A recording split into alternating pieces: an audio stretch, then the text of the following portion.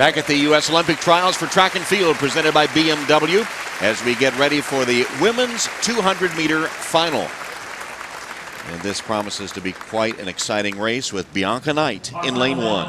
And just by virtue of getting third instead of second, Tom, in that semifinal, she got stuck in lane 1. This is one of the tightest 200-meter turns in the world. So a tough task for Bianca Knight to make an Olympic team here. Lane 2, Ariel Scott. And she has had a great year, won the U.S. junior title at 100 meters on this track last year. So nothing to gain here but experience for the young Central Florida star. In lane 3 is Kimberlyn Duncan.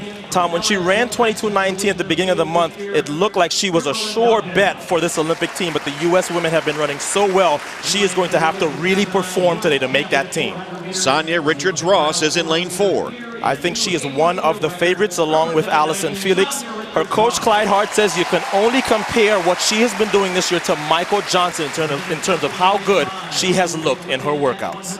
Lane 5, Tiana Madison. And Tiana Madison is already on the 100-meter team. Her coach said no 200, but here she is in the final and definitely a threat with the way she has been running both indoors and out in 2012. Allyson Felix in lane 7.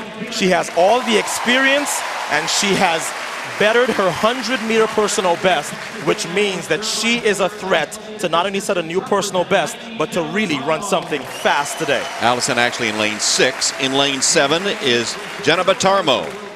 And Jennifer, of course, tied with Allyson Felix in the 100 as well as the same time in the semifinal. She made the U.S. team last year, and she is a legitimate threat here to make the team again. And in lane 8 on the outside is Carmelita Jeter.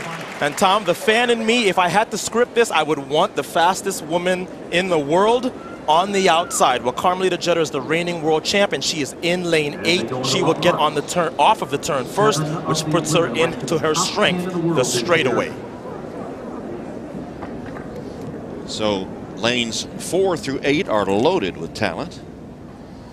Richards-Ross, Madison, Felix, Tarmo, and Jeter.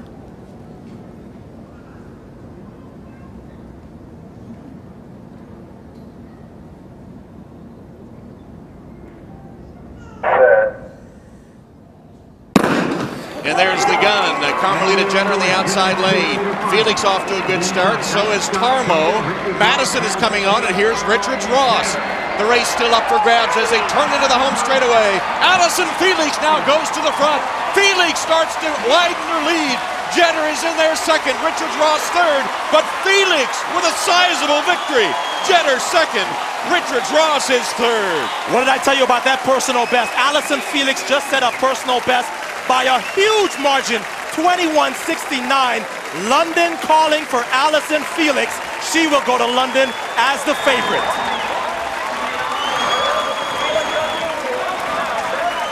And Tom, that makes her the third fastest American ever.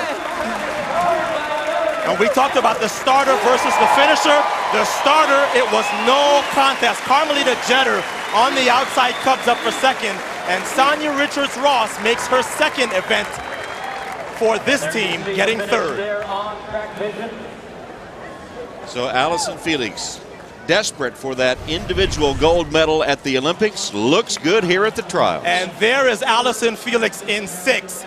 And we talked about her improving her personal best at 100. The one weak point that Allyson Felix has had in her 200-meter running is that first 50. Guess what?